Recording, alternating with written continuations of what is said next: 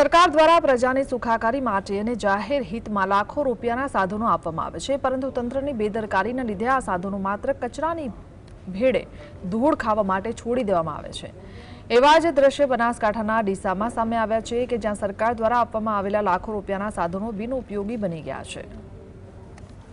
આ છે ડીસાની મામલતદાર કચેરી। અહીં કચેરીના ધાબા પર સરકાર દ્વારા અગાઉ આપવામાં આવેલા લાખો રૂપિયાના સાધનો હાલ ખુલ્લામાં પલળી રહ્યા છે।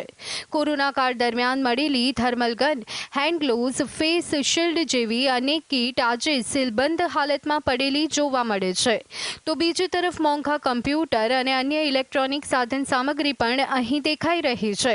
આ તમામ સાધનો નાગરિકોને સુવિધા આપવા માટે આપવામાં આવ્યા હતા, પણ સરકારી કર્મચારીઓની બેદરકારી કે લાપરવાહીના કારણે લાખો રૂપિયાની સામગ્રી ખરાબ થઈ રહી છે।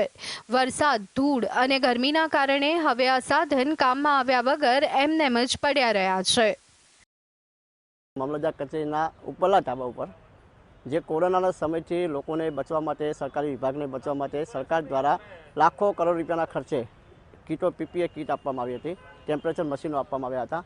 જે મશીનો આધારથી લોકોનો મશીન માપે ત્યાંથી ખબર પડે કે એને તાવ છે, કોરોના છે કે નથી, તેના પરથી એને ક્વોરન્ટાઇન કરવામાં આવતા હતા। પરંતુ આજે આ દુઃખદ ઘટના કહેવાય કે વહીવટીતંત્રની બેદરકારી કહો, અત્યારે એટલી કીટો મામલતદાર કચેરીના ધાબા ઉપર પડી છે અને ટેમ્પરેચર મશીનો પણ એટલા ધૂળ ખાઈ રહ્યા છે। સરકારે આ સાધનો કચેરીઓમાં ફાળવ્યા બાદ તેનો સાચો ઉપયોગ થવો જોઈએ, તેમ છતાં તે ન થયો હોવાથી હવે આ તમામ સામગ્રી બિનઉપયોગી બની રહી છે। જો સમયસર સમારકામ અને યોગ્ય વ્યવસ્થા કરવામાં આવતી તો કદાચ આજે આવી હાલત ન સર્જાત અને સરકારી નાણાં પણ બચી શકતા। સરકારી જે ગ્રાન્ટ આવતી હોય છે અથવા જે સરકારને આ ઉપકરણો છે તેનો નિકાલ કરવામાં આટલા સમયથી આવતો નહોતો। જે તે મોટા પ્રમાણમાં યા જથ્થો જોવા મળી રહ્યો છે। કોરોના સમયની યાદ અપાવતા જે ઉપકરણો છે તેનો નિકાલ માટેની વ્યવસ્થા કરવામાં આવી રહી છે। જોકે હાલ જે રીતે બનાસકાંઠા જિલ્લાના ડીસા તાલુકાના અંદર ડીસાની મામલતદાર કચેરીના ધાબા પર જ આજે ઉપકરણો પડ્યા છે, તેને લઈને અનેક તર્ક વિતર્ક પણ સર્જાયા છે। પ્રજાના ટેક્સના રૂપિયા આવી રીતે પાણીમાં જાય તે રોકવા હવે તંત્રે પણ તાત્કાલિક પગલાં લેવાની જરૂર છે।